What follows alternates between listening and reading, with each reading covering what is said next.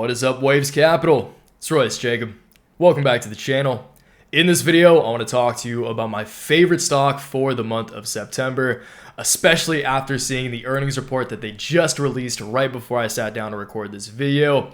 And that stock is, you already know what it is ChargePoint, or ticker symbol CHPT. Okay, so short and sweet summary of what this company does. ChargePoint is the industry leader in building out electric vehicle charging stations. As you all know, the demand is rapidly increasing and exponentially increasing actually for electric vehicles. Therefore, that exponentially increasing demand will be reflected in the need for a charging mechanism for said electric vehicles, and that is where ChargePoint really shines. Okay, so on top of just that general fundamental momentum, there are a few other recent pieces of news that we will be covering today that does build on that fundamental bull argument for ChargePoint. And of course, we will also be talking some price targets over the coming month or so as well. So before we get into specifics, I quickly want to share all of the tabs that we'll be touching on today, and then we'll dive into each one individually. All right, but before we even do that, please let me know in the comments down below. Are you trading ChargePoint? Are you invested in ChargePoint? And how long have you known about ChargePoint? If you've been around for a while, I think we covered ChargePoint quite a bit on the channel a year and a half, maybe even 2 years ago now. So let me know how long you've known about ChargePoint and if you are trading it yourself. Okay, so once again, in front of us, we'll save the price targets for last because we do, of course, have to touch on the fundamentals first. Those are especially important in this market. I know we are closing out the month of August, like as in the markets overall are closing out the month of August on a pretty sour note, on a pretty shaky and uncertain note, but this does remain a stock picker's market.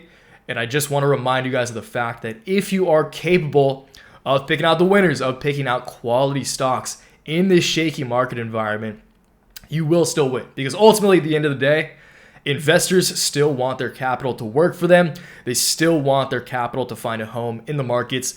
And that's why it pays off literally to find the winners in, again, a pretty uncertain and honestly a market full of losers. Okay, so I do believe ChargePoint is a winner. ChargePoint is one of the largest holdings currently in my personal portfolio. So always know, you guys, my money's where my mouth is. Let's go over some of these topics and then we'll dive in once again individually to each one of them. Trading view, save this for last. I'll go out to my price targets over the month of definitely September and maybe even leading into October. That is going to vary based upon when we see a test of this trend line, and I'll expand on that as we dive into the charts, of course. Okay, but let's touch on some fundamentals. California bans the sale of new gas-powered cars by 2035. Case one. The bigger case, though, this is just kind of the cherry on top when it comes to fundamentals. But again, you guys, there's just so momentum in the direction of building out EV infrastructure that, I mean, ChargePoint is the best play. Again, EVs, Tesla is the easy example of saying, like, if you want to play the EV trend, play Tesla, right?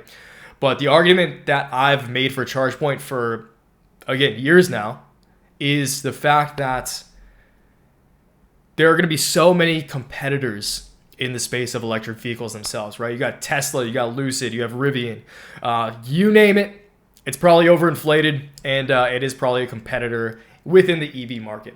Okay, and then of course you have Ford, GM, just all the industry, the legacy car manufacturers getting into the game as well, which are actually going to disrupt super heavily these up and comers. But besides the point, it doesn't matter which of those you bet on.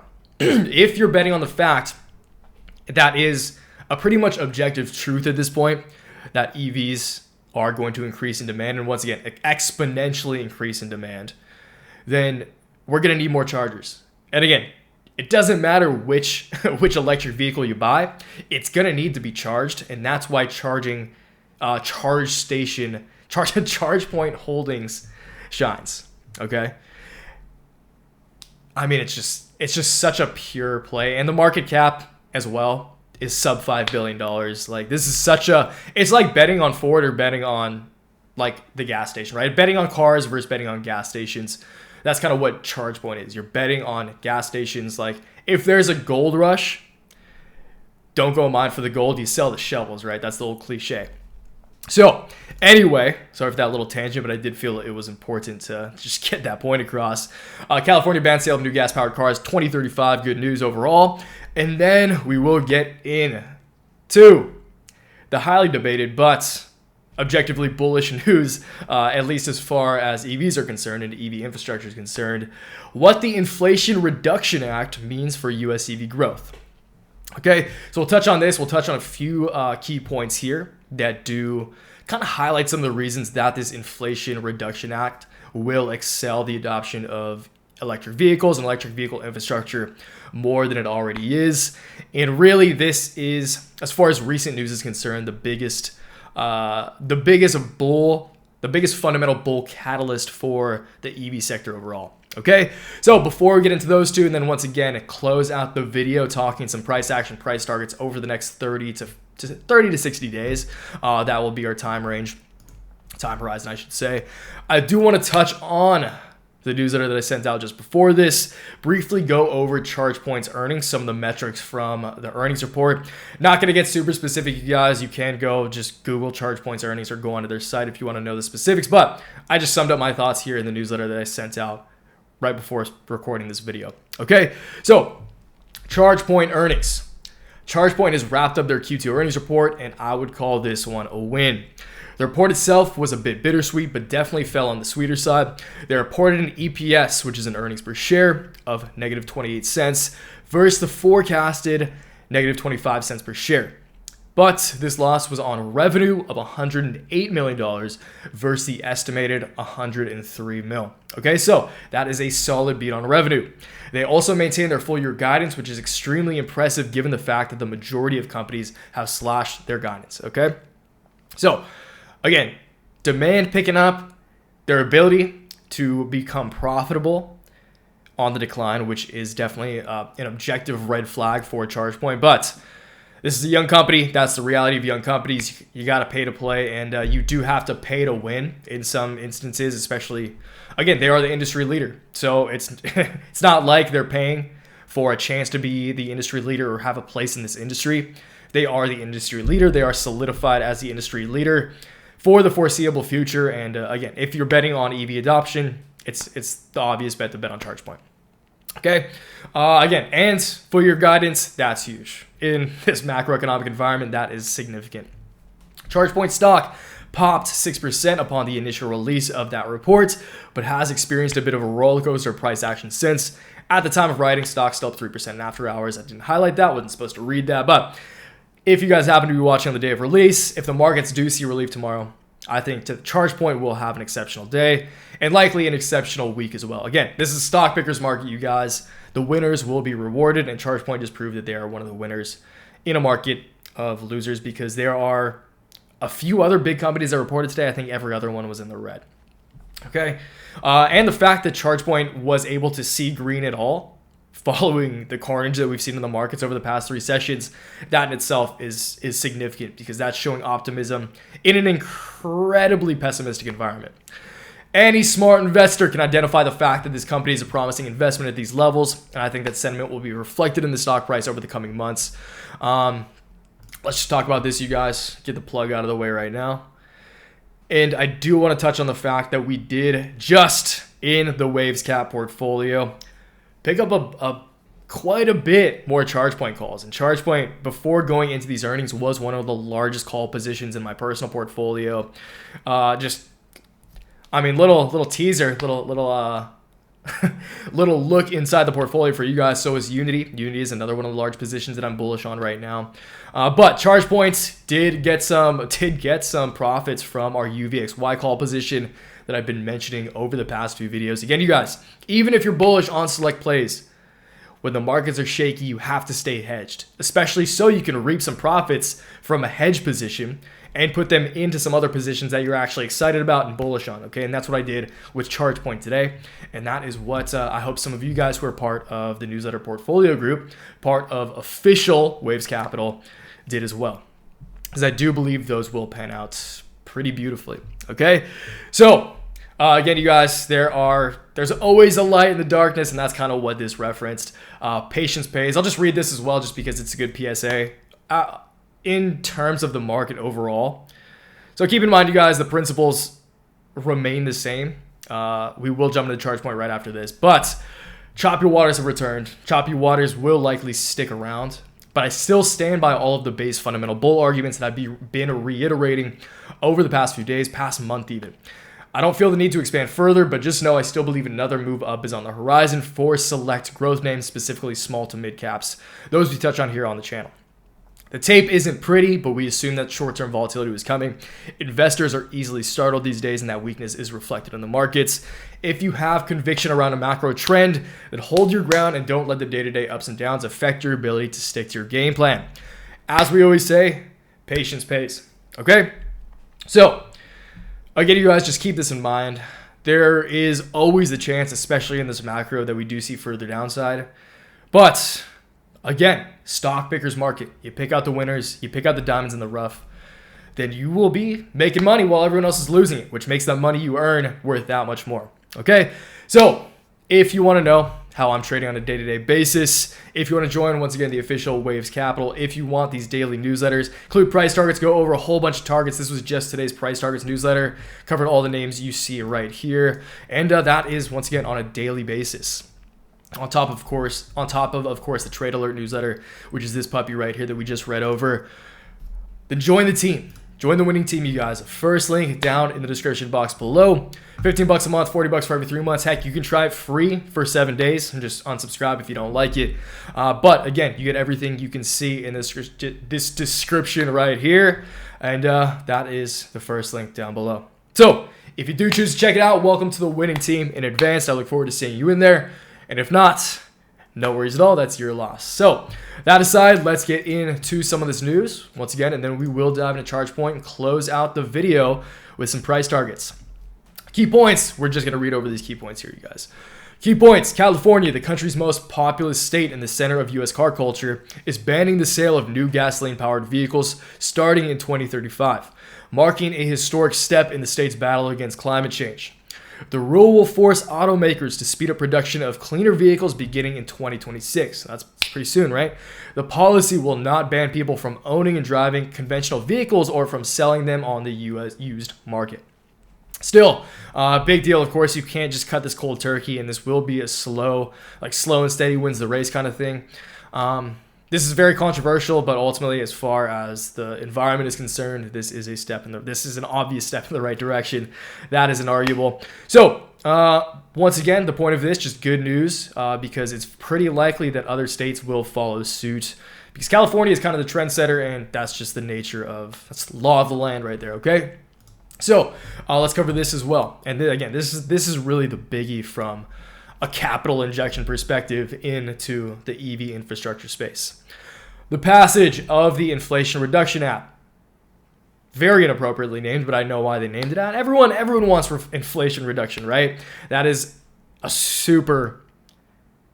I mean, if you're trying to not get anyone to actually look into it and just be stoked about it, that's exactly what you name it, and that's what they did. So props to the House on that one. And it's signing into law on August 16th, brings about a host of changes related to taxation, Medicare, prescription drug pricing, and a sweeping climate commitment by the government that could have a major impact for domestic electric vehicle production and interest.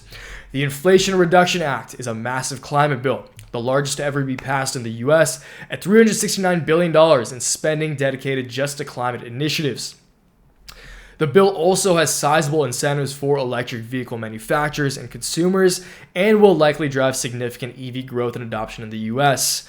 The act will help accelerate EV adoption in the United States, bringing EVs closer to cost parity with internal combustion engine ICE vehicles.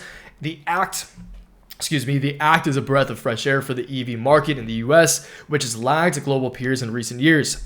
The Inflation Reduction Act extends EV tax credits that were set to expire, providing a $7,500 credit through 2032 and dropping the requirement that limited the manufacturer credit would count for. The tax credits are for individuals that make less than $150K per year, $300K for families. It will benefit a number of the larger EV producers such as Tesla and GM that were previously frozen out.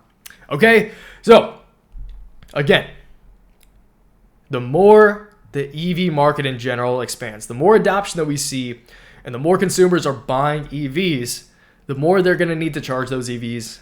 And again, the gas stations of the EV world is Charge Station. And Blink Charging, EVGO, there's some other players. ChargePoint, obvious leader, especially in this market. You want, if you're playing like a subsector, that is that overall like EV charging stations. Again, there's ChargePoint, there's Blink, there's EVGO. ChargePoint is the obvious leader in this with this fundamental macro backdrop. It's the safer play just to play the industry leader, especially if you're playing an already fairly risky subsector like EV chargers, okay? At least that's my take on it. You do whatever you want. Let's talk price targets though, okay? So right now, ChargePoint, once again, up a little bit in after hours. If the markets see relief tomorrow or over the coming days, it's very likely that ChargePoints, because they just had an impressive earnings report, will carry off that momentum and see significantly greater price action than that of the overall market. And even in the case of the markets falter tomorrow or the next day, even the rest of the week, I do think ChargePoint will hold fairly steady. Okay, at least that's just my take. But ultimately, because I do think that relief will come by mid-September, once the August CPI data comes out, once the Fed meeting occurs, there's so much pessimism and there's so much fear around an offensive Fed, which honestly that was already the case, so it's surprising that we're seeing this much. But again, you guys, if you're greedy when others are fearful, that's the golden rule, right? So technically, ChargePoint in a very, very clear ascending channel right here, bouncing off of those early May lows. Since those May lows around $8.75. Again, series of higher highs, higher lows, a little choppy. We have reverted to levels we were at over a month ago now. So really erasing the gains from the past few weeks, as are a lot of other growth stocks, which again, are really just presenting opportunities in my mind right now if you can pick out the best ones. But ChargePoint, nice ascending channel. These two perpendicular green and trend lines right here creating that ascending channel. Earnings was today. Pop following earnings. It doesn't make sense to me to come down here to test support on this ascending channel. It makes obviously more sense to me on top of seeing just a general higher low and basing off of these previous highs over here in this secondary higher low. I think we're just going to set in a higher low here. I do think the fundamental momentum on top of overall market relief, just greater market relief, will take ChargePoint up to at some point over the next 30 to 60 days. Again, when that is, I don't know. I do think at some point between mid-September and mid-October, though, we will come up here to test the top line of resistance on said ascending channel. I believe the average analyst price target for ChargePoint is $23, as you can see right there. And from what I've seen, these are pretty damn good in determining local highs, or like in a lot of the plays that we've seen.